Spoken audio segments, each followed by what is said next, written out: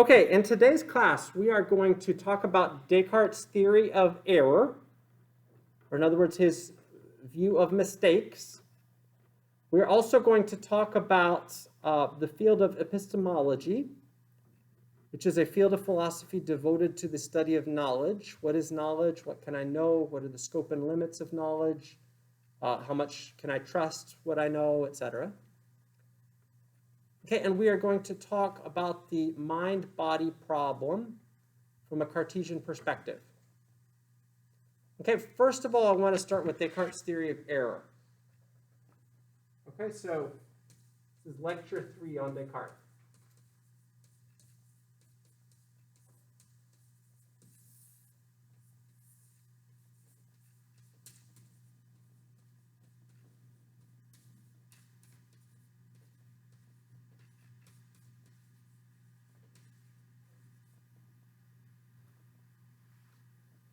Why do human beings make mistakes?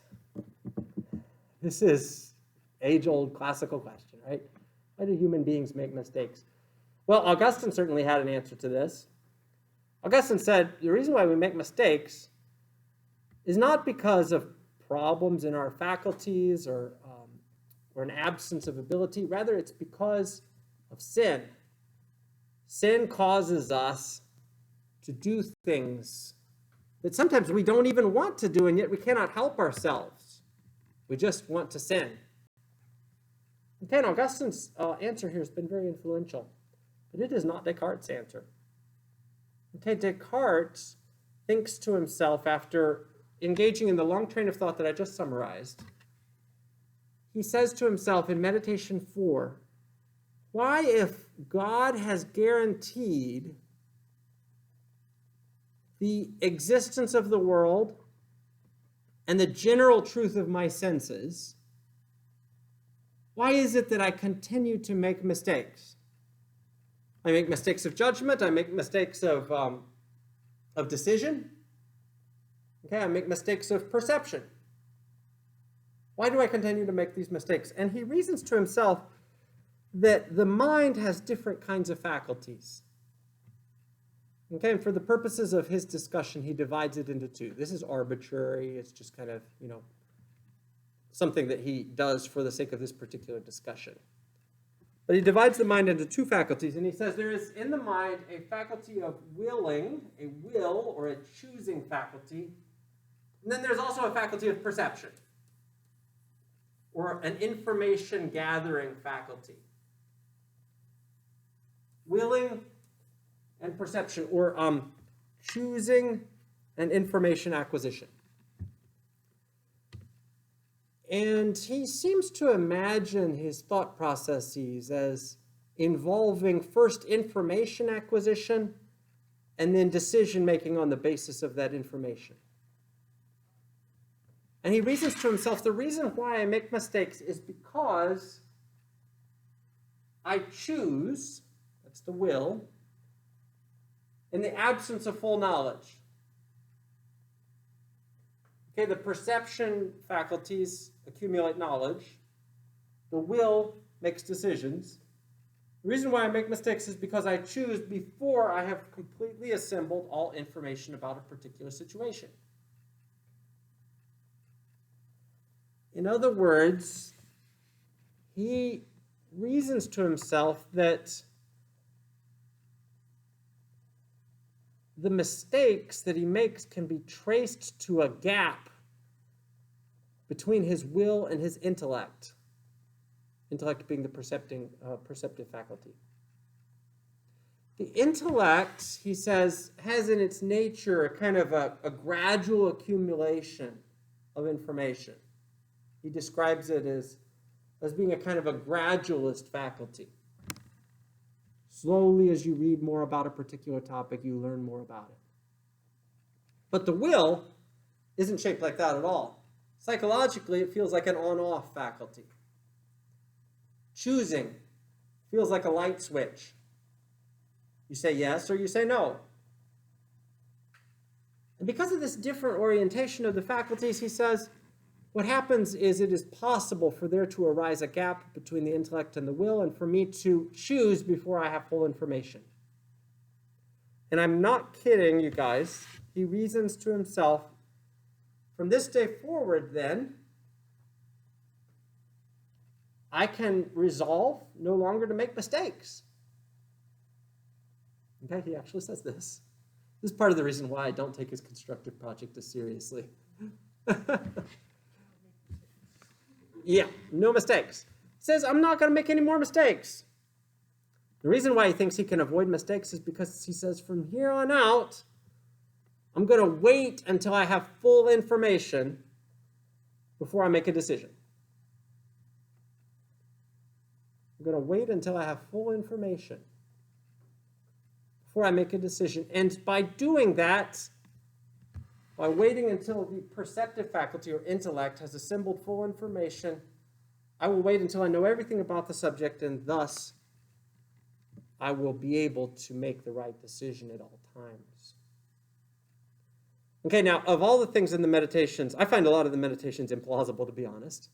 Okay, but this is a very influential canonical work, and I think it's important to grapple with. But of all the things in the meditations, I find this the least plausible. Okay, and I find it the least plausible because of my own personal experience. There have been countless times in my life where I believe I have had something close to full knowledge, and yet I have chosen the wrong thing anyway. Okay, I stand there in front of the vending machine at the end of a long, hard work day, and I'm hungry, and I look at the famous Amos cookies, and I think to myself, artery clogging, less time with the grandchildren, fattening, the wife will find me less attractive. And then I push the button, and I eat the famous Amos cookies, knowing that in the long run, I will spend less time with my grandchildren because I just did so. Okay. So I guess because of personal experiences like that, I tend on this particular topic to side with Augustine. That even when I have had something close to full knowledge, I've still made the wrong decision anyway. Okay, probably I'm actually a goner by that point in the afternoon. Because honestly, like, I'm real hungry and it gives me an immediate kick. And I haven't thought ahead of time and actually brought a healthier snack. And so probably at that point, I'm already, like, I'm done. Like, I'm already a goner. I already made my decision, probably, actually. But on this particular topic, I find Augustine's solution that human beings have a tendency or a natural inclination to choose wrongly, even when they have full knowledge, to be more convincing than Descartes' explanation here. There are also other problems besides that with Descartes' solution here. Here's one problem. When do human beings ever actually have full knowledge about all the parameters and ramifications of the decisions that they make?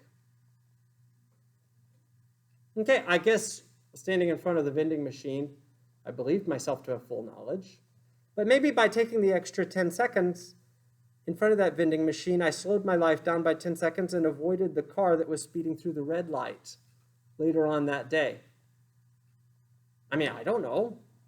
No one ever knows. Here's another example. My wife and I have a 5-year-old, a 3-year-old, and a 1-year-old. Right now, we are struggling with trying to convince the 5-year-old and the 3-year-old to get along. They are 18 months apart, and they are frenemies. Sometimes they are sweet to each other, but sometimes they fight like cats and dogs. And just the other day, the 5-year-old told the 3-year-old, Mommy and Daddy don't love you like they love me. Where did she get this from, right? I don't know. Like, we didn't teach her this sort of thing. She's like, it comes from the evil within. I don't know. Right, okay, so now, we think that being the parents of 3 children is actually a good thing. Okay, we are like pro-kid. We think that by constructively parenting 3 little daughters, soon to be our 4th in May, okay, 4 little daughters, we're going to actually, thank you, we are so excited. Yeah, it's a hectic house right now, and my poor wife is like bearing a lot of burdens right now, but we are very excited. Thank you.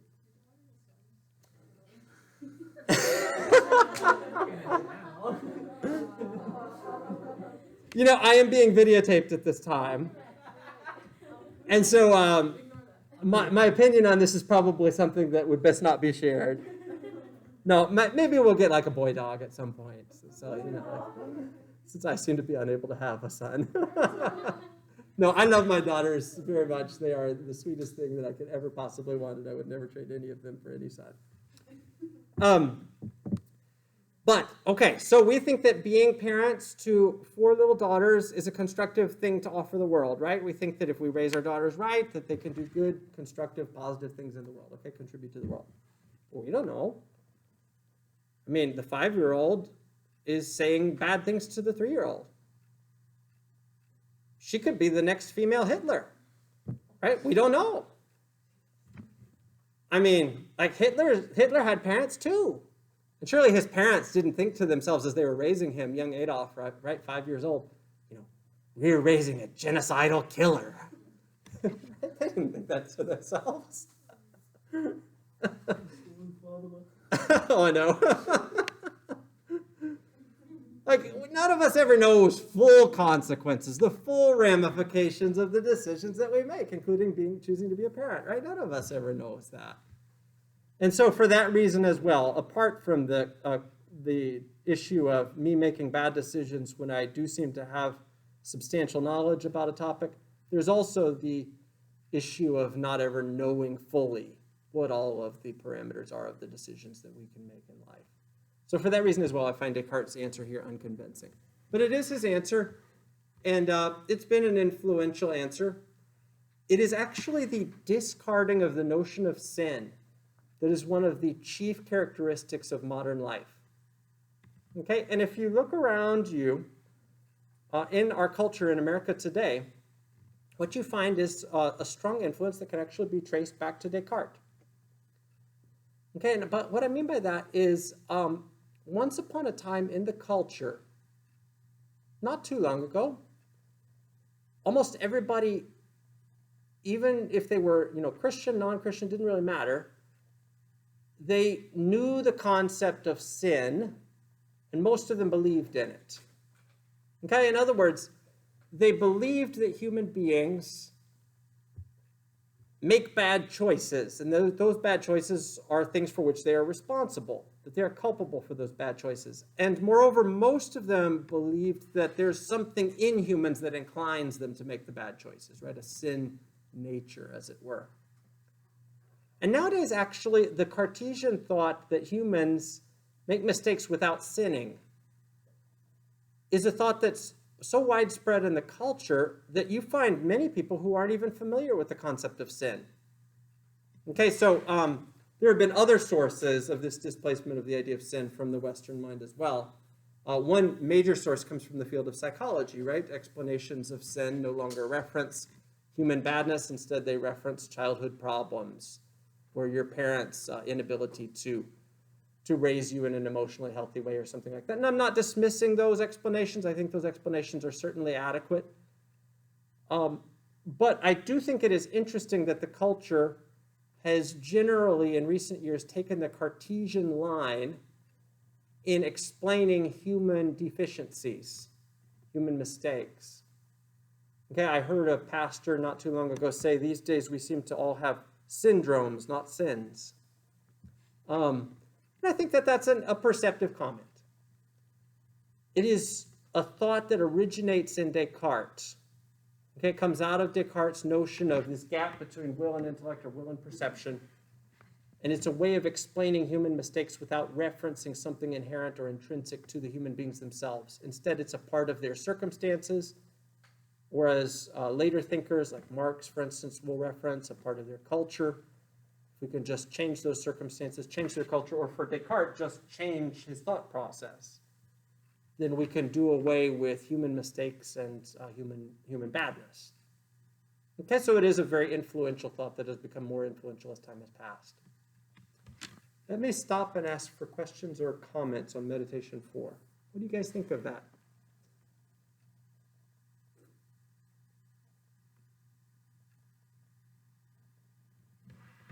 Any reflections on Descartes' theory of error? Where mistakes come from? So basically, Descartes is not taking into account like things like the weakness of humans' wills or like desire and things like that. Yeah, so he thinks that if appropriate knowledge is a symbol, to know the good is to do the good, is his formula. Yeah. If you know the good that you need to do, then you will do it. And if you don't do the good that you need to do, that is evidence that you didn't actually fully know it. So if you really truly know the good that you're supposed to do, then you will do it.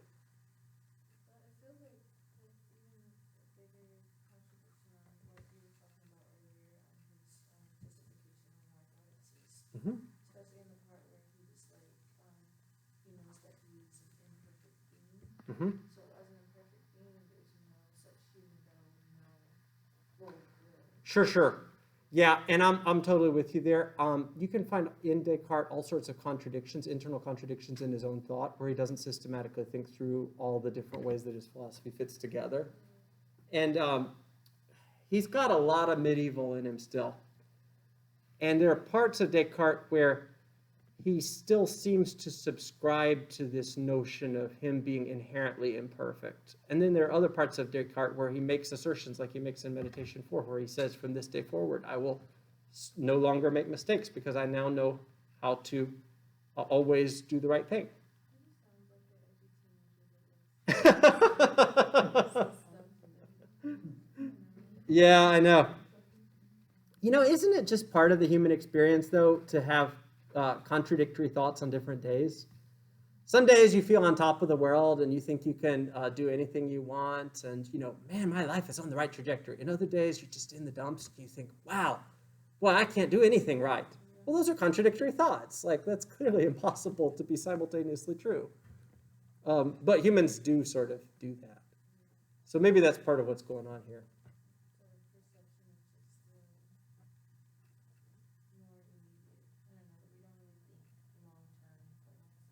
Mm-hmm. Mm-hmm. Yeah, that's good. That's really good. I have a question for you guys. Why do humans do bad things? Do you guys agree with the sin theory? Do you think that there is this spiritual disease called sin that inclines us to do bad things? Are there other explanations? Could we do away with doing bad things if we set the society up right? I mean, why do we do bad things, and is this something that could be preventable?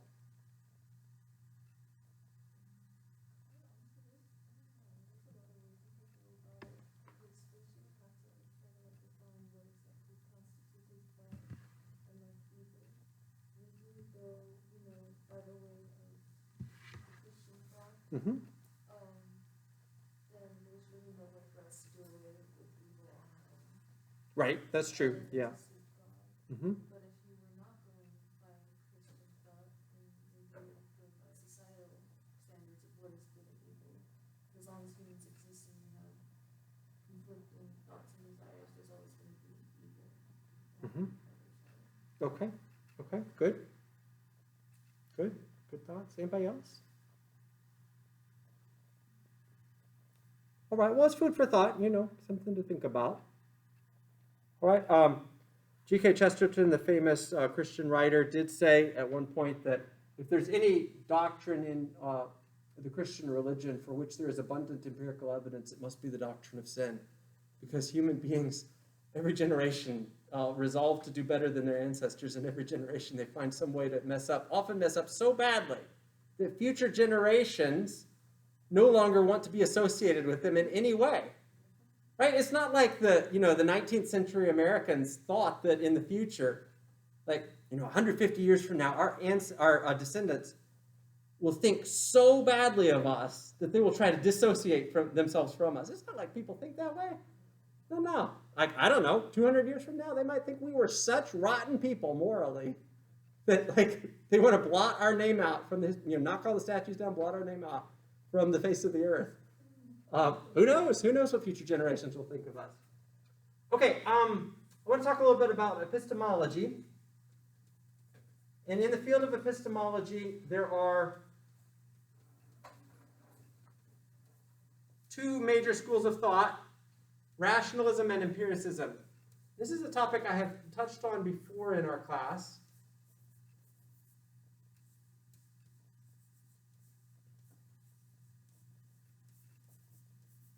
Okay, Descartes is a rationalist. The rationalists hold that our minds enter the world in a way that is prepackaged. That is, they come pre-made with certain ideas. Ideas about mathematics, about geometry, about the use of language, about the way the world should be set up. Okay, one very famous linguistic theorist in the 20th century, his name is Noam Chomsky. You should know this name just as a matter of being culturally informed. Noam Chomsky has been an extraordinary influential linguistic theorist. He has studied languages all over the world. And the conclusion that he has reached is that all languages share common structures. In fact, before he even sees a particular language, he's gotten to the point where he can tell you what the characteristic grammatical structure of the language will be like, because all languages actually share particular grammatical structures. And I don't know enough about his ideas to know what they are precisely, what these structures are, but I think it probably includes things like subjects and verbs and adverbs and adjectives and things like that. And his theory is that actually what must be the case is that human beings' brains must be hardwired to use language in a particular way. Because regardless of our cultural circumstances, regardless of the people group, before entering into a cultural study of a particular people group, he can always predict that the language is going to look a particular way. And so his conclusion has been a very Cartesian one.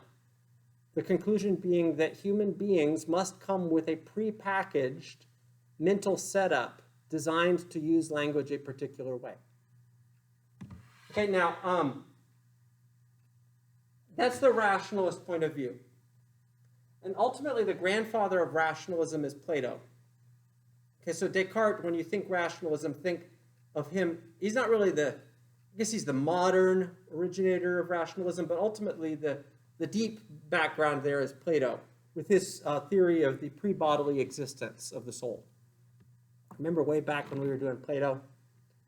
Plato argued that the soul has this pre-bodily existence in the realm of the forms, and it's got this knowledge prior to this life.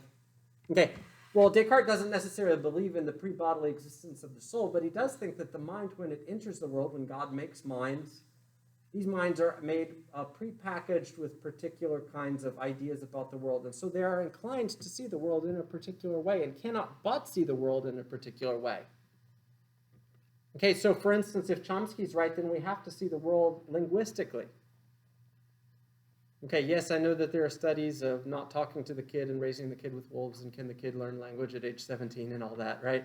Those are horrible studies, by the way. That's like a horrible thing to do to a human being. But even if humans just grunt and that's all they learn, still, it's something that we use. There are communicative methods that we seem to have come into the world with. That seems to be abundant evidence for rationalism. The next thinker we're going to be encountering, actually the second next thinker, we're going to do Pascal next, but after Pascal, we will be encountering David Hume. The empiricist point of view is the opposite of the rationalist point of view in many ways. The empiricists say, actually, our minds don't come prepackaged with knowledge at all. Everything in our minds is a result of our experiences. And there is nothing in our minds, no thought that we can think, that cannot be ultimately traceable to our sensorial perceptions of the world. Okay, so even when you are imagining fictional things, wholly fictional beings, Pegasus, etc., still you are doing so by putting together things that do have real existence in the real world. And as such, you are demonstrating the truth of empiricism. Empiricists would say you cannot think a thought that has not found its origins in your sensory experiences. Even if your thoughts are occurring at second or third levels of removal from your sensory experiences, still they are referencing your sensory experiences in an ultimate manner in order to derive their content. Okay, so the empiricists would deny that the mind comes prepackaged with mathematical notions, or prepackaged with certain kinds of linguistic or geometrical notions, or other similar such knowledge. Okay, so when you think of this idea, rationalism, think innate ideas. It's the rationalist view is that the mind has certain innate ideas. And then when you think of empiricism, think blank slate. The Latin formula is tabula rasa, very famous Latin formula for empiricism. Let me just put those up here. Innate ideas. And by the way, Descartes' innate idea, the core innate idea is his own existence, which he thinks he can achieve prior to any experience of the world. And then the Latin for the empiricist formula is tabula rasa, which literally just means blank slate. The mind is a blank slate when it encounters the world, and thus everything in the mind ultimately is derived from its experiences of the world. Okay, that's a really big topic that we'll be revisiting over the next couple of weeks as we encounter the famous 18th century thinker David Hume. But for now, I just want to introduce some of those concepts and note their connection to Cartesian thought. Okay, everybody good with that? Cool, cool? Let's take a break.